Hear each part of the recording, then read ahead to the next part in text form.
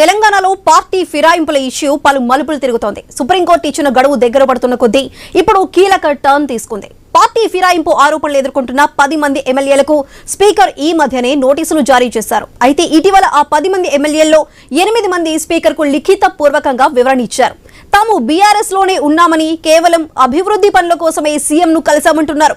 తమ ఫోటోలు మార్ఫింగ్ చేసి పార్టీ మారినట్లుగా చూపారని వివరణ ఇచ్చారు. అయితే కడియం శ్రీహరి, దానం నాగేందర్లు మాత్రం స్పీకర్ కు మరింత టైం కావాలని అడిగారు. అయితే తాజాగా స్పీకర్ గడ్డం ప్రసాద్ బీఆర్ఎస్ పార్టీకి లేఖ రాశారు. 8 మంది ఎమ్మెల్యేలు ఇచ్చిన వివరణపై పార్టీ అభిప్రాయంతో పాటు ఫిర్యాదు చేసిన ఎమ్మెల్యేల వాదనను చెప్పాలని కోరారు. 3 రోజుల్లో తమ అభిప్రాయాన్ని వెల్లడించాలని కోరారు. దీంతో బీఆర్ఎస్ పార్టీ ఏ విధంగా స్పందించబోతున్నదనే ఆసక్తి నెలకొంది.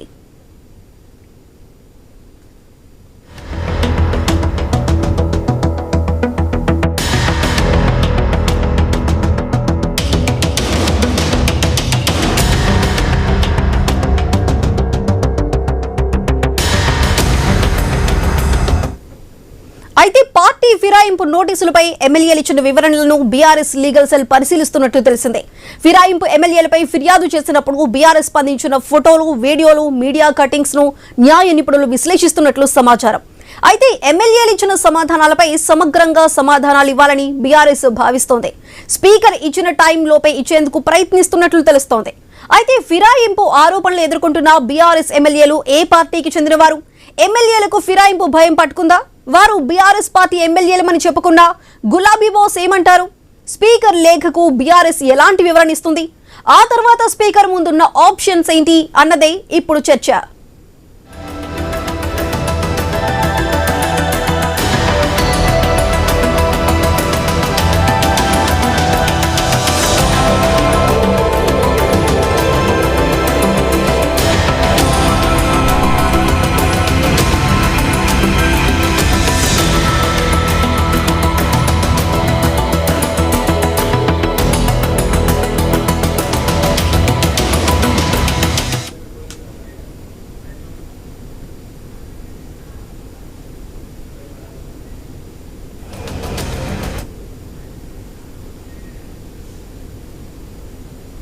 తెలంగాణలో పార్టీ ఫిరాయింపుల ఇష్యూ పలు మలుపులు తిరుగుతోంది. అయితే దీనికి సంబంధించి మరింత సమాచారం మా ఇన్పుట్ ఎడిటర్ శ్రీకాంత్ అందిస్తారు. Srikanth, over to you. Sudha, good afternoon. So తెలంగాణలో పార్టీ ఫిరాయించినటువంటి ఎమ్మెల్యేల పైన చర్యలు తీసుకోవాలంటూ స్పీకర్ కు 3 నెలల గడువు విధిస్తూ సుప్రీంకోర్టు ఇచ్చినటువంటి ఆదేశం ఏదైతే ఉందో దానిపైన స్పీకర్ ఆ ఎమ్మెల్యేలందరినీ కూడా వివరణ కోరడం జరిగింది. దీంట్లో ఇప్పటికే కొంతమంది ఎమ్మెల్యేలు రెస్పాండ్ కావడం జరిగింది. దానం నాగేందర్ తో పాటు కడియం శ్రీహరి తప్ప మిగతా వాళ్ళంతా కూడా దీంట్లో రెస్పాండ్ అయ్యారు. సో వీళ్ళందరూ కూడా స్పీకర్ ని కలిశారు. ఈ 10 మంది ఎమ్మెల్యేలు కాంగ్రెస్ లో చేరారంటూ కూడా పార్టీ ఫిరాయింపు చట్టం కింద, నిరోధక చట్టం కింద వాళ్ళని అనర్హులుగా ప్రకటించాలంటూ సుప్రీంకోర్టు పోయినటువంటి క్రమంలో సుప్రీంకోర్టు ఆదేశించింది. దీనిపైన స్పీకర్ నోటీసులు ఇచ్చారు. వాళ్ళు విచారణకు కూడా హాజరయ్యారు. దీంట్లో కాంగ్రెస్ లో చేరలేదు, కేవలం నియోజకవర్గ అభివృద్ధి కోసం మాత్రమే మేము ముఖ్యమంత్రిని కలిశామంటూ వాళ్ళు స్పీకర్ కు ఇచ్చినటువంటి వివరణలో వాళ్ళు చెప్తున్నారు. తో పాటు కొంతమంది ఎమ్మెల్యేలు మా ఫోటోలు మార్ఫింగ్ చేశారు, అసలు మేము పార్టీ మారలేదు, బీఆర్ఎస్ పార్టీలోనే ఉన్నాం, మా మద్దతు బీఆర్ఎస్ కే ఉంటుందంటూ కూడా మల్ల కృష్ణమోహన్ రెడ్డి అంటున్నారు. ఆయన ఫోటోలు మార్ఫింగ్ చేయడం జరిగింది, బట్ ఇంకా నేను బీఆర్ఎస్ లోనే ఉన్నానని చెప్పేసి, అటు బీఆర్ఎస్ పార్టీలోనే ఉన్న కాంగ్రెస్ లో చేరానన్నది అబద్ధం అంటూ కూడా కాల యాదయ్య చెప్తున్నటువంటి అంశం. మిగతా వాళ్ళ ఎమ్మెల్యేలు అందరూ కూడా గూడెం మహిపాల్ రెడ్డి కానీ, ఎరకపూడి గాంధీ కానీ వాళ్ళు ఇంకా బీఆర్ఎస్ లోనే ఉన్నాం, కాంగ్రెస్ పార్టీలో మేము చేరలేదు, మాది బీఆర్ఎస్ పార్టీయే, బీఆర్ఎస్ పార్టీతోనే మేము కొనసాగుతున్నాం అంటూ ఇచ్చినటువంటి సమాధానం. సో ఇక మిగతా ఎమ్మెల్యేల పరిస్థితి ఏమిటి, దానం నాగేందర్ పరిస్థితి ఏంటి, తెల్ల వెంకట్రావు పరిస్థితి ఏమిటి, at the same time Kadiyam Srihari పరిస్థితి ఏంటి, వీళ్ళు ఇంకా రెస్పాండ్ కావాల్సినటువంటి అవసరం ఉంది. అంటే ఏం జరగబోతోంది? ఈ ముగ్గురు విషయంలో చాలా ఎవిడెన్స్లు కూడా ఉన్నాయి. పార్టీలో మారడం కానీ, పార్టీ తరఫున ప్రచారాల్లో పాల్గొనడం కానీ, లేదంటే దానం నాగేందర్ ఒక పార్టీలో గెలిచి ఎమ్మెల్యేగా ఖైరతాబాద్ నుంచి, ఆ తర్వాత సికింద్రాబాద్ నియోజకవర్గం నుంచి ఎంపీగా పోటీ చేసే ఓటమి పాలయ్యారు. కాంగ్రెస్ పార్టీ బీఫామ్ మీదనే పోటీ చేశారు. సో ఇక్కడ ఖచ్చితమైనటువంటి ఎవిడెన్స్లనే పార్టీ మారామని చెప్పడానికి ఇక్కడ అవకాశం లేదు. సో ఇట్లాంటి నేపథ్యంలో ఇక్కడ ఏమైనా ఉప ఎన్నిక వచ్చేటువంటి అవకాశం ఉందా? స్పీకర్ ఈ అంశం పైన వేటు వేస్తారా? వేస్తే ఎప్పుడు వేస్తారు? ఇంకా దీనికి ఏమైనా సమయం ఉందా? సుప్రీంకోర్టు అయితే నేరుగా వేటు వేసేటువంటి పరిస్థితి లేదు. ఏదేమైనా కానీ స్పీకర్ తీసుకోవాల్సినటువంటి నిర్ణయం. సో స్పీకర్ ఈ ముగ్గురు విషయంలో ఎట్లాంటి నిర్ణయం తీసుకోబోతున్నారు? అండ్ ఇప్పుడు ఈ 8 మంది, ఈ 7 ఎమ్మెల్యేలు ఎవరైతే వీళ్ళు ఇచ్చినటువంటి వివరణ ఉందో దాంట్లో బీఆర్ఎస్ పార్టీ రియాక్షన్ ఎట్లా ఉండబోతోంది? విప్ ఏమైనా జారీ చేసేటువంటి అవకాశం ఉంటుందా? సో ఏం జరగబోతోంది ఇవన్నీ కొంత క్వశ్చన్ మార్క్స్ అయితే కనిపిస్తున్నాయి. బీఆర్ఎస్ పార్టీ ఎట్లాంటి వ్యూహంతో ముందుకెళ్ళబోతోంది. రైట్, ఒకసారి మా కరెస్పాండెంట్ స్వామి కూడా అందుబాటులో, ఐ థింక్ స్వామి జాయిన్ కాలేదంటున్నాను. సో మొత్తానికి ఈ ఎమ్మెల్యేల పరిస్థితి ఏంటి? స్పీకర్ పంపినటువంటి నోటీసులు ఎమ్మెల్యేలు అందుకున్నారు, ఎమ్మెల్యేలు కౌంటర్ కూడా దాఖలు చేయడం జరిగింది.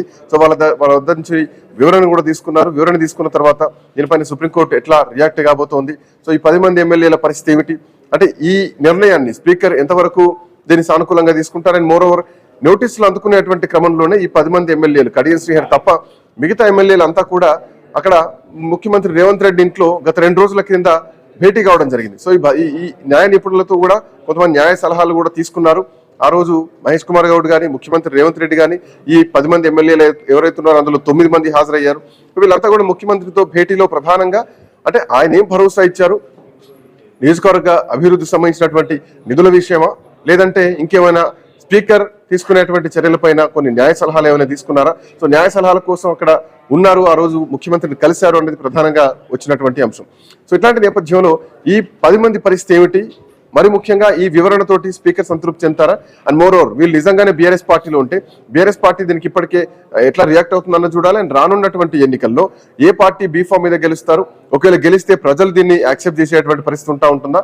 ఓవైపు కాంగ్రెస్ లో ఉండకుండా బీఆర్ఎస్ పార్టీలో ఉండకుండా, అంటే టెక్నికల్ గా బీఆర్ఎస్ పార్టీలో ఉన్నాం అని చెప్తున్నా గానీ కాంగ్రెస్ పార్టీకి మద్దతుదారులుగా ఉన్నారు అని ఇప్పటికే పిసిసి మహేష్ కుమార్ గౌడ్ చెప్పడం జరిగింది. సానుభూతి పరులుగా ఉన్నారు కాంగ్రెస్ పార్టీకి.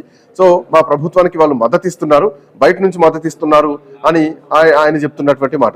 సో ఇట్లాంటి నేపథ్యంలో ఈ 10 మందికి సంబంధించి ఏ నిర్ణయం తీసుకోబోతున్నారు అన్నది ఒక చర్చ అయితే ప్రధానంగా అట్లా ఉంటే, అండ్ గతంలో ఇట్లాంటి ఏమైనా ఉన్నాయా కేసులు అన్నది కూడా ప్రధానంగా ఇక్కడ కొన్ని సందర్భాలు మనం గుర్తు చేసుకోవాల్సినటువంటి అవసరం ఉంటుంది. బేసికలీ స్పీకర్ వేటు వేసినటువంటి సందర్భాలు కర్ణాటకలో 2019లో ఇట్లాంటిది వెలుగు చూసింది. 17 మంది కాంగ్రెస్ పార్టీ ఎమ్మెల్యేలు అట్లాగే జేడీఎస్ ఎమ్మెల్యేలు రాజీనామా చేసి ఆ రోజు భారతీయ జనతా పార్టీకి 2019లో మద్దతు ఇస్తే స్పీకర్ అప్పుడు వాళ్ళందరిపైన కూడా ఏకధాటిన వేటు వేయడం జరిగింది. ఆ తర్వాత సుప్రీంకోర్టు కూడా వెళ్ళడం జరిగింది. సుప్రీంకోర్టు ఆ వేటును సపోర్ట్ చేసింది. తర్వాత కాకపోతే ఆ ఉప ఎన్నికల్లో మళ్ళీ పోటీ చేయడానికి వాళ్ళకు అవకాశం అయితే ఇచ్చిందని చెప్పాలి. రైట్, ఒకసారి కాంగ్రెస్ పార్టీ నాయకులు వెంకట్ గారు మనతో పాటు జాయిన్ అయ్యారు. వెంకట్ గారు నమస్తే. సార్ నమస్కారం. వెంకట్ గారు నమస్తే. సార్ నమస్కారం. సార్ వినపడుతుందా? సార్ నా వాయిస్ వినపడుతుందా? వెంకట్ గారు వినిపిస్తుందా? వినిపిస్తుంది సార్. అంటే ఈ 10 మంది ఎమ్మెల్యేలు కాంగ్రెస్ పార్టీలో చేర్చుకున్నామని కూడా చెప్పుకోలేనటువంటి పరిస్థితి. సో ప్రభుత్వం ఇరకాటంలో పడుతుంది అనుకుంటున్నారా? సో ఈ ఎమ్మెల్యేల పరిస్థితి ఏంటి? కాంగ్రెస్ వాళ్ళు ఓవైపు ఒక్క గేట్ ఎత్తితేనే ఎంతమంది వచ్చారు, పూర్తిగా ఎత్తితే బీఆర్ఎస్ పార్టీ ఖాళీ ఎత్తింది అనుకుంటే కనీసం ఆ ఎమ్మెల్యేలను మీ ఎమ్మెల్యేలని చెప్పుకోలేనటువంటి పరిస్థితిలోకి ఈ రోజు కాంగ్రెస్ పార్టీ వచ్చేసిందా? సార్ నమస్కారం. సార్ మీకు ప్రేక్షకులు నమస్కారం. సార్ ఈ విషయంలో శ్రీకాంత్ గారు ఒకటైతే అర్థం చేసుకోవాల్సిన అవసరం ఉంది. తెలంగాణ రాష్ట్రంలో అసెంబ్లీ ఎలక్షన్ జరిగిన తర్వాత బీఆర్ఎస్ పార్టీ పతనం అవుతుందని తెలిసి పార్లమెంట్ ఎలక్షన్స్ వరకు వెయిట్ చేయడం జరిగింది ఏ ఎమ్మెల్యే. ఎప్పుడైతే పార్లమెంట్ ఎలక్షన్స్ లో 0 స్థానాలకు పరిమితం అయిపోయింది బీఆర్ఎస్ పార్టీ యొక్క ఏది ముందు చూపు ధోరణి కానీ, బీఆర్ఎస్ పార్టీ యొక్క నాయకత్వ లోపం కానీ, బీఆర్ఎస్ పార్టీ అధికారం కోల్పోయిన తర్వాత బీఆర్ఎస్ పార్టీలో ఉన్న ఏది అస్థిరత కానీ, ఇదంతా ఆ పార్టీ ఎమ్మెల్యేలకు కొంచెం ఇబ్బందికరంగా మారిన సందర్భంలో వారు వచ్చి మా పార్టీలోకి ఏది వచ్చారని కూడా నేను అనడు, మళ్ళీ వచ్చారంటే టెక్నికల్ గా మళ్ళీ ఎటో వెళ్ళిపోతుంది. వాళ్ళు మా పార్టీతో ఏది మా ప్రభుత్వంతో కలిసి ఉన్నారని అంటాను నేను. మా పార్టీలో చేరలే, మా ప్రభుత్వంతో కలిసి పనిచేస్తున్నారు. వాళ్ళు మా ప్రభుత్వంలో కలిసి పనిచేసి అభివృద్ధి నిధులను తీసుకుంటారు. మా ప్రభుత్వం మీద ఏదో పనికిరాని అబంధాలు వేసి ఇబ్బంది పెట్టే ప్రయత్నం వాళ్ళు చేస్తలేరు. వాళ్ళు ప్రభుత్వంతో కలిసి పనిచేస్తున్నారు కానీ పార్టీతో లేరు. సో ఇది మాత్రం స్పష్టం చేసే ప్రయత్నం చేస్తున్నాం. అదేవిధంగా రాజకీయంగా ఆ పార్టీ ఎమ్మెల్యేని డిఫెన్స్ చేసుకోవడానికి మేము సిద్ధంగా లేము శ్రీకాంత్ గారు. ప్రభుత్వ పరంగా వాళ్ళకి ఇవ్వాల్సిన ఏదైనా ఉంటే ఇస్తాం. అదేవిధంగా గౌరవ ముఖ్యమంత్రి గారు రేవంత్ రెడ్డి గారిని వాళ్ళు కలిసిరు. మా పిసిసి అధ్యక్షుడిని ఏ పార్టీ ఎమ్మెల్యే గెలవలేదు శ్రీకాంత్ గారు. నేను ఈ మాట ఐన్యూస్ వేదికగా స్పష్టం చేసే ప్రయత్నం చేస్తున్నాం. మా వర్కింగ్ ప్రెసిడెంట్ని ఎవరైనా కలవలే, మా పిసిసిని కలవలే, మా ఇన్ఛార్జ్లను కలవలే. అదేవిధంగా గౌరవ రాహుల్ గాంధీ గారినో ప్రియాంక గాంధీ గారినో ఒక చర్చలు జరిపి కలిసి ఇక్కడ ఏం చేయలేదు సార్. కేవలం ముఖ్యమంత్రి గారిని కలిసిరు, ముఖ్యమంత్రి గారిని శాలో కప్పిరు. ముఖ్యమంత్రి గారి ద్వారానే వాళ్ళు ఈరోజు ప్రభుత్వంలో కొనసాగుతున్నారు. వాళ్ళ పార్టీ మా కాంగ్రెస్ పార్టీ కూడా మేము అంటామని మేము చెప్పము. ఒకటైతే స్పష్టం చేసే ప్రయత్నం చేస్తున్నాము. టిట్ ఫర్ టాట్ అనేది ఏదైతే ఉందో ఈ తెలంగాణ రాష్ట్ర ప్రజాస్వామ్యాన్ని ఆగం చేసి తెలంగాణ రాష్ట్రంలో వార్డు సభ్యుల నుంచి మొదలు పెడితే పార్లమెంట్ సభ్యుల వరకు పార్టీ మాత్రం అభివృద్ధి వెంకట్ గారు 1 సెకండ్, వెంకట్ గారు 1 second, 1 second, I'll come back to you. BRS మాజీ శాసనసభ్యులు రవిశంకర్ గారు మనతో పాటు అందుబాటులో ఉన్నారు. రవిశంకర్ గారు నమస్తే. నమస్తే. నమస్తే.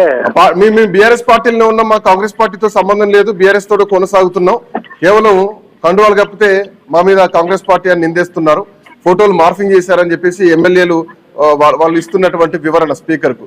బీఆర్ఎస్ పార్టీలో ఉన్నారంట, సో బీఆర్ఎస్ పార్టీ యాక్సెప్ట్ చేస్తుందా?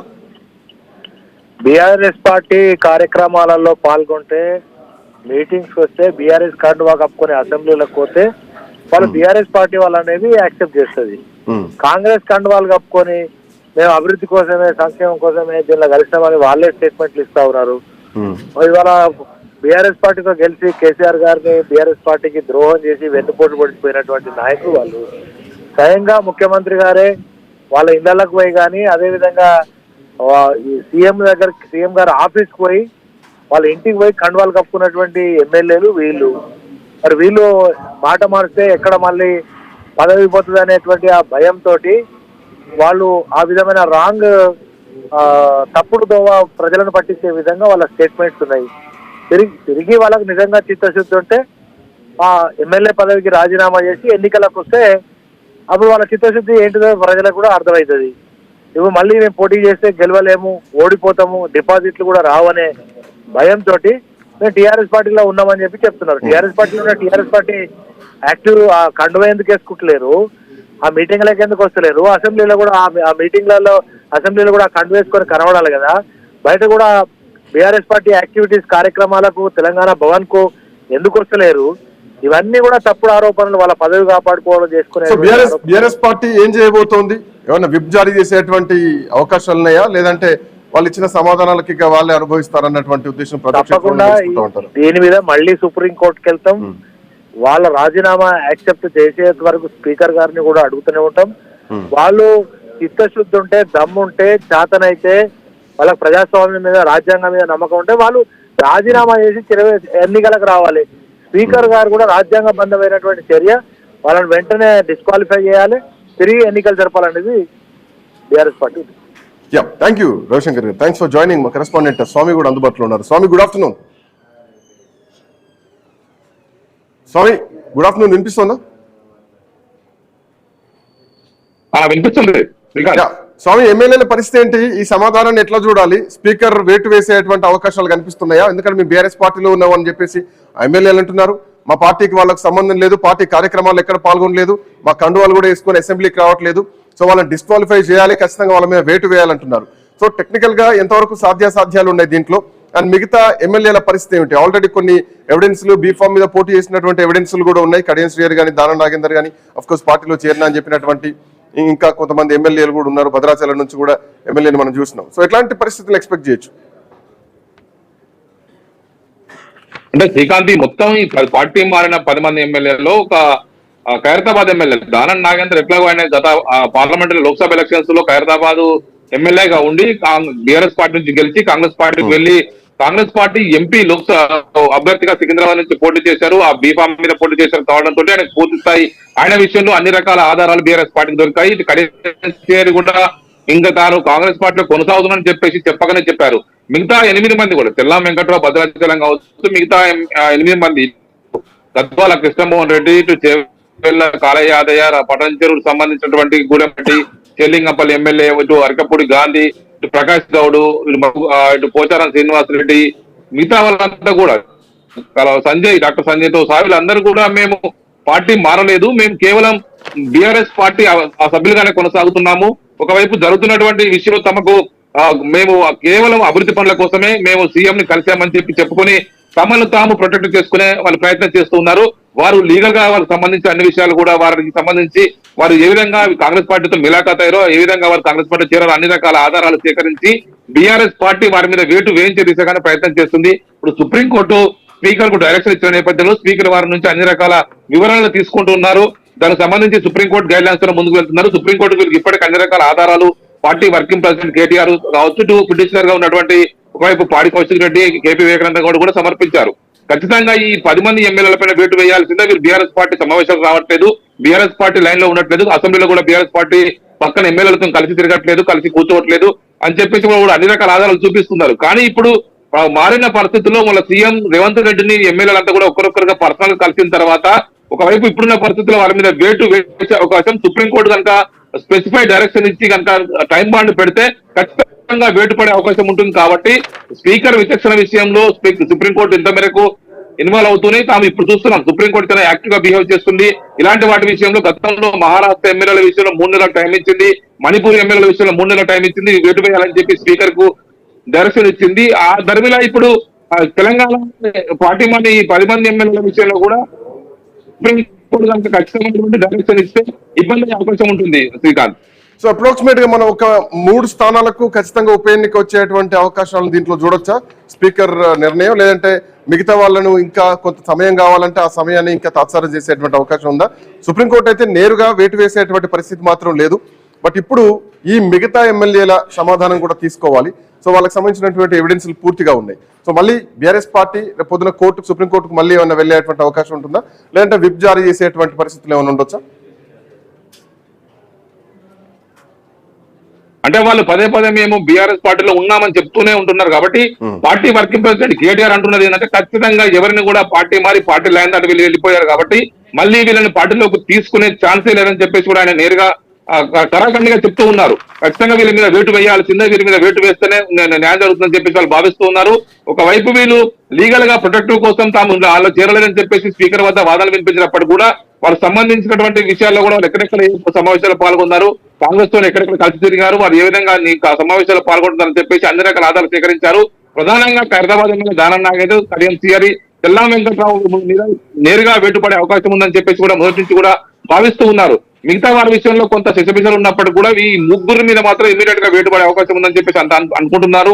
ఇటు స్పీకర్ కూడా గడ్డం ప్రసాద్ కుమార్ కూడా వారికి సంబంధించిన విషయంలో అన్ని రకాల ఆప్షన్స్ కూడా ఆయన ఆలోచిస్తున్నారు. ఎక్కడ కూడా తనకు సంబంధించిన విషయంలో మరక రాకుండా జాగ్రత్త పడుతున్నారు. విధంగానే అధికార పార్టీ ఒకవైపు అనుకూలంగా ఉంటారు కాబట్టి ఇలాంటి విషయంలో వారు ఒకవైపు న్యూట్రల్ గా వ్యవహరించి ఒక నిర్ణయం తీసుకోవాలని చెప్పేసి కూడా బీఆర్ఎస్ నేతలు స్పీకర్ పైన పదే విజ్ఞప్తి చేస్తూ వస్తున్నారు. ఇప్పుడు అందుకోసమే స్పీకర్ కార్యాలయం నుంచి వీళ్ళందరికీ కూడా నోటీసులు వెళ్ళాయి. వీరి విషయంలో బీఆర్ఎస్ ఎమ్మెల్యేలు కూడా నేరుగా వాళ్ళకి సంబంధించిన అన్ని విషయాలు కూడా వారికి తెలిపే ప్రయత్నం చేస్తున్నారు. అందుకోసమే ఒకవైపు వారి మీద వేటు వేయించడమే లక్ష్యంగా బీఆర్ఎస్ పార్టీ పనిచేస్తుంది. శ్రీకాంత్, థ్యాంక్ యూ స్వామి, థ్యాంక్స్ ఫర్ జాయినింగ్. వెంకట్ గారు, సో మీరు మా పార్టీలో చేర్చుకోలేదు, వాళ్ళు మద్దతుదారులుగా ఉన్నారు, ఎమ్మెల్యేని గెలిచారు అని చెప్పేసి కాంగ్రెస్ పార్టీ నాయకులు మాట్లాడుతున్నారు. కానీ బీఫామ్ మీదనే పోటీ చేశారు దానవ నాగేందర్. కడియం శ్రీ పార్టీ కార్యక్రమంలో యాక్టివ్ గా ఉన్నారు. ఆయన అఫ్ కోర్స్ కండువాలు కూడా కప్పుకుంటూనే ఉన్నారు. తో పాటు తెల్ల వెంకట్రావు ఆల్రెడీ కాంగ్రెస్ పార్టీలో ఉన్నా అని చెప్పినటువంటి సందర్భాలు ఉన్నాయి. సో ఇవి ఎవిడెన్స్లతో సహా బీఆర్ఎస్ పార్టీ ఉంది. సో ఖచ్చితంగా మిగతా ఎమ్మెల్యేల విషయంలో కొంత అటు ఇటుగా నిర్ణయాలు ఉన్నా కానీ ఈ ముగ్గురు విషయంలో మాత్రం ఖచ్చితంగా వేటు పడేటువంటి అవకాశం ఉంది. తెలంగాణలో ఉప ఎన్నికలు వచ్చేటువంటి అవకాశాలు ఉన్నాయి అన్నది ప్రధానంగా బీఆర్ఎస్ పార్టీ చేస్తున్నటువంటి అంశం. ఒక విషయం ఏంటంటే ఈరోజు కొత్తగా మనం కాంగ్రెస్ పార్టీ అధికారంలోకి వచ్చిన తర్వాత వాళ్ళు చేరారు కాబట్టి ఇప్పుడే జరిగింది, కొత్తగా జరిగింది అని చెప్పి మనం చూడడం కూడా ఇది కొంచెం ఆశ్చర్యానికి గురి చేస్తుంది. శ్రీకాంత్ గారు, పార్టీలు ఖతమైపోయినాయి. శ్రీకాంత్ గారు 2014 నుంచి 2023 వరకు ఎన్నో పార్టీలు మాయమైపోయినాయి, ఎన్నో పార్టీలు ఆగమైపోయినాయి, ఎంతో మంది రాజకీయ నాయకుల జీవితం ఆగమైంది. ఒక ప్రతిపక్షం అనేదే లేకుండా చేశారు కదా శ్రీకాంత్ గారు. సో మీరు ఒకటే గమనించాల్సిన అవసరం ఉంది. మళ్ళీ రిపీట్ పూర్తిగా ఎల్పీ విలీనం వేరు, ఎమ్మెల్యేల చేరికలు వేరు. సో ఇక్కడ ఎమ్మెల్యేలు చేరిందే కనిపిస్తుంది కదా, కొంతమంది చేరలేదు అని టెక్నికల్ గా మాట్లాడినా గానీ. బట్ పాయింట్ ఈస్ మిగతా ఎమ్మెల్యేల విషయంలో ఎవిడెన్స్లు కనిపిస్తున్నాయి. దానవ నాగేందర్ విషయంలో ఏకంగా బీఆర్ఎస్ పార్టీలో గెలిచి కాంగ్రెస్ పార్టీ బీఫామ్ మీద ఆయన పోటీ చేశారు. శ్రీకాంత్ గారు ఒకటి మాట, సరే కాన్స్టిట్యూషనల్ బేస్ గా మీరు మాట్లాడారు కాబట్టి నేను చెప్తున్నా. ఇప్పుడు సుప్రీంకోర్టు దగ్గర, హైకోర్టు దగ్గర ఎన్నో కేసులు పెండింగ్ లో ఉన్నాయి. వాటన్నిటి మీద త్వరితగతిన నిర్ణయం తీసుకోవాలని చెప్పి దిశానిర్దేశం చేసే రైట్ ఎవరికైనా ఉందా? లేదు కదా. సో అదే పవర్స్ ఏదైతే స్పీకర్ గారికి డిస్క్రిషనరీ రూపంలో రాజ్యాంగబద్ధంగా ఒక అవకాశం కల్పించారో దాన్ని కూడా త్వరితగతిన నిర్ణయం తీసుకోవాలి, మీరు ఇట్లే పోవాలి అట్లే పోవాలని చెప్పి అంటే గైడ్ లైన్స్ ఇవ్వడానికి అవకాశం ఉంటుంది, మార్గదర్శకాలు ఇవ్వచ్చు. నిర్ణయం ఎప్పుడైనా తీసుకోవచ్చు, గైడ్ లైన్స్ ఉంది, నిర్ణయాలు ఎప్పుడైనా తీసుకోవచ్చు అంటారు. అది ఎన్నికల ముందు 6 నెలల లేదంటే ఎన్నికలకు 100% సార్ 100% సార్. ఒకటే మేము ఏమంటున్నాం అంటే మా పార్టీని బదనాం చేద్దాం అనుకున్నప్పుడు, మా ప్రభుత్వాన్ని బదనాం చేద్దాం అనుకున్నప్పుడు, మా ప్రభుత్వాన్ని కూలగొట్టడం కోసం మార్గదర్శకాలు ఏర్పాటు చేద్దాం అనుకున్నప్పుడు మేము కూడా జాగ్రత్త పడాల్సిన అవసరం ఉంటుంది కదా సార్. ఏమంటారు మహారాష్ట్రలో జరిగిన పరిణామాలు లేకపోతే గోవాలో జరిగిన పరిణామాలు అవన్నీ బేరేజ్ వేసుకుని ముందుకు కనుక పోతే 100% మాకు కూడా సెక్యూరిటీ కాంప్లెక్స్ ఉండొచ్చు కదా. సో 2014లో 63 స్థానాలతో వాళ్ళు గెలిచిన తర్వాత వాళ్ళు మేము తెలంగాణ పునర్నిర్మాణంలో భాగంగా ఎమ్మెల్యేని తీసుకుందాం అనుకున్నప్పుడు మేము అదే పునర్నిర్మాణంలో భాగంగా మా ప్రభుత్వాన్ని కాపాడుకోవడం కోసం వాళ్ళు కూడా వచ్చారని అనుకోవచ్చు కదా. అట్లెందుకు అనుకోవద్దు. ఇంకా నయం మీరు ఇంకా చాలా గమనించాల్సిన అవసరం విషయం ఏంటంటే ఇంకా బీఆర్ఎస్ పార్టీ ప్రతిపక్ష హోదా మొత్తం లేకుండా చేయలేదు. అది గొప్ప విషయం. చాలా సందర్భాల్లో అన్నారు ఒక గేట్ ఎత్తితేనే ఇంతమంది వచ్చారు మా పార్టీలోకి, పూర్తి ఎత్తేస్తే బీఆర్ఎస్ పార్టీ ఖాళీ అయితే దాని నలుగురు తప్ప ఎవరు మిగలరని చెప్పి మీరు ఒప్పుకున్నారు కదా. గతంలో కోమటిరెడ్డి వెంకటరెడ్డి కూడా అన్నారు ఈ 10 మంది కాదు ఇంక 25 మంది మాతో టచ్లో ఉన్నారు, మిగతా వాళ్ళు కూడా మాతో వస్తారని చెప్పేసి. సో ఒప్పుకోకుండానే ఒప్పుకున్నారు వీళ్ళు కాంగ్రెస్ పార్టీలోకి వచ్చారని చెప్పి. డిపెండ్స్ ఆన్ బీఆర్ఎస్ పార్టీ యొక్క నాయకత్వం మీద ఆధారపడి ఉంటుంది సార్. వాళ్ళు వీళ్ళని హోప్ కల్పిస్తే ఉంటారు, హోప్ కల్పించకపోతే ఉండరు. అంటే వాళ్ళ రాజకీయ భవిష్యత్తు కూడా చాలా ఇంపార్టెంట్ కదా సార్. ఇప్పుడు బొమ్మలు లేక పొగబెట్టడానికి బీఆర్ఎస్ ఎంత టైం తీసుకుంటుంది సార్. ఈటల రాజు గారిని ఎట్లా పంపించింది, కవిత గారిని ఎట్లా పంపించింది అనేది అది క్షణాల్లో జరిగిన ప్రక్రియ సార్. మాకు అక్కడ డెమోక్రసీ లేదు, మాకు అక్కడ ఫ్రీడమ్ లేదు అని అనుకుంటే 100% దీంట్లో వచ్చేస్తారు. సో ఇక్కడ ఫ్రీడమ్ ఉంది, ఇక్కడ డెమోక్రసీ ఉంది, ఇక్కడ అభివృద్ధి పార్టీ నుంచి పంపించడం వేరు, లేదంటే పార్టీ నుంచి వెళ్ళిపోవడం వేరు. సో ఏకదాటిగా 10 మంది బీఆర్ఎస్ పార్టీని కాదని వెళ్ళిపోయారు. పార్టీ కూడా ఆపే ప్రయత్నం చేశారు. ఈవెన్ 10 మంది తర్వాత కూడా బీఆర్ఎస్ పార్టీ అలర్ట్ అయ్యారు. మిగతా వాళ్ళందరూ కూడా వెళ్ళి ఫామ్ హౌస్ లో అప్పుడు మాజీ ముఖ్యమంత్రి కేసీఆర్ ని కలిసారు, ఆపుకునే ప్రయత్నం చేశారు. బట్ విజయశాంతి విషయం అయినా కానీ, కవిత విషయం అయినా కానీ పార్టీ వేటు వేయడం, పార్టీ నిర్ణయం తీసుకోవడం వేరు, పార్టీని వదిలిపెట్టి వెళ్ళడం వేరు. సో ఈటలకు ఈ 10 మంది ఎమ్మెల్యేలకు చాలా కంపారిజన్ ఉంది. ఒకటి ఇప్పుడు మీ ఇంటికి నేను చుట్టాలు వచ్చినప్పుడు, అంటే చుట్టం చూపుగా మీ ఇంటికి వచ్చినప్పుడు ఏదో చిన్న మాట ఎక్కడో చిన్న మిస్ మ్యాచ్ అయినప్పుడు మీరు మెడబెట్టి గంటకి బయటికి వెళ్ళగొట్టడం కంటే నేను ముందే వెళ్ళిపోవడమే మంచిది కదా సార్. అది మర్యాద కదా, నాకు దక్కిన మర్యాద. వెళ్ళిపోయిన విషయం ఒప్పుకుంటున్నారు అయితే సార్? వెళ్ళిపోయిన విషయం ఒప్పుకుంటున్నారు సార్. వెళ్ళిపోయారని అంట, వచ్చారని నేను అన్నను. వెళ్ళిపోయారని అంట, వచ్చారని అన్నను. ఇంకో మాట కూడా నేను చెప్తున్నా సార్, వాళ్ళ తరపున వెళ్ళిపోయారని మీరు అంటున్నారు, పార్టీలో ఉన్నామని చెప్పేసి వాళ్ళు అంటున్నారు. కాంగ్రెస్ పార్టీలోకి వచ్చారని మీరు ఒప్పుకోవట్లేదు, మద్దతుదారులుగా ఉన్నారు, సానుభూతి పరులుగా ఉన్నారని రకరకాల మాటలు మాట్లాడుతున్నారు. వెళ్ళిపోయారంటే వచ్చినట్టే కదా సార్. ఒకటి ఇప్పుడు ఈ విషయంలో కూడా మేము రాజ్యాంగాన్ని గౌరవిస్తున్నాం సార్. సో మేము వేగ్గా వచ్చారు, మేము చేర్చుకుంటాం, మేము ఇష్టం వచ్చినట్టు తీసుకుంటాం అని మేము అన్నాం అనుకో, రాజ్యాంగంలో పార్టీ ఫిరాయింపుల చట్టం ఏదైతే షెడ్యూల్ 10 ఉందో దాన్ని మేము విరుద్ధంగా మాట్లాడినట్టు అవుతుంది. సో ఇక్కడ రాజకీయ అంశంగానే దీన్ని చూడాలని మేము అనుకుంటున్నాం సార్. ఇప్పుడు పొలిటికల్ యాంగిల్లో దీన్ని చూసినప్పుడు ఏమవుతుందంటే కేసీఆర్ గారు 10 సంవత్సరాలుగా చేసిన ఏదైతే దుశ్చర్య ఉందో దానికి ఇది ఏమంటారు, ఆ పాపానికి ఇది శాపం అని అనుకోవాలి సార్. అంతే తప్ప దాన్ని ఇంకా లోతుగా భూతత్వంలో పెట్టి చూడడానికి ఏం లేదు శ్రీకాంత్ గారు. బట్ ఉప ఎన్నిక మాత్రం రాబోతోంది. తెలంగాణలో ఒక 2-3 స్థానాల్లో స్టేషన్ కన్పూర్ కానీ, ఖైరతాబాద్ కానీ, భద్రాచలం కానీ ఖచ్చితంగా ఉప ఎన్నికకు ప్రిపేర్ అయి ఉండండి అంటూ ఇప్పటికే బీఆర్ఎస్ పార్టీ చాలా సిద్ధమవుతోంది, గ్రౌండ్ కూడా రెడీ చేస్తుంది. అండ్ బీఆర్ఎస్ పార్టీ చేసేటువంటి ర్యాలీలు, సభలు కూడా ఈ నియోజకవర్గాల్లోనే ప్లాన్ చేసుకుంటున్నారు.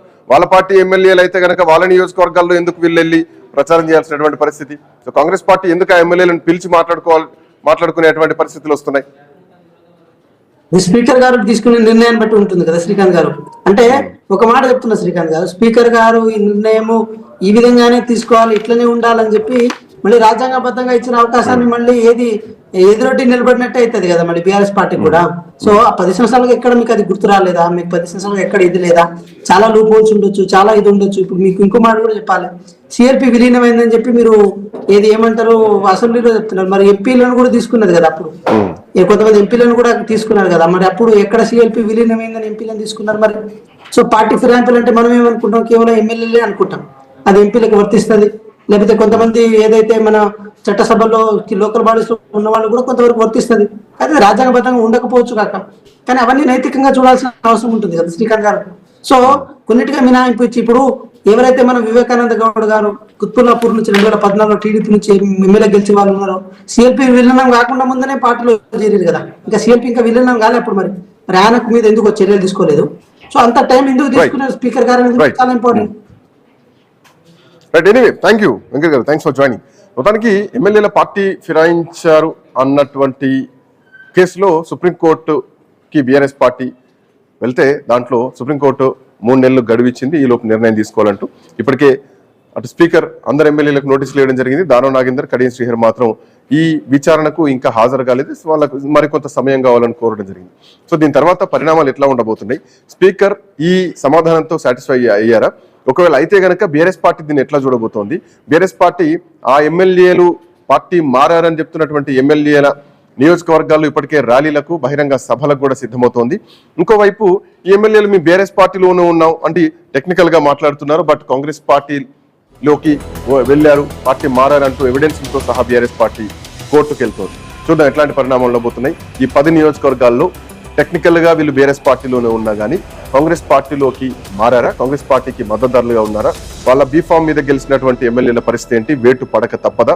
సో ఉప ఎన్నికలు ఎన్ని నియోజకవర్గాల్లో రాబోతున్నాయి అన్నది మాత్రం చూడాల్సినటువంటి అవసరం ఉంది. చూద్దాం. That's all for now. Next updates continue అయితే కీప్ వాచింగ్.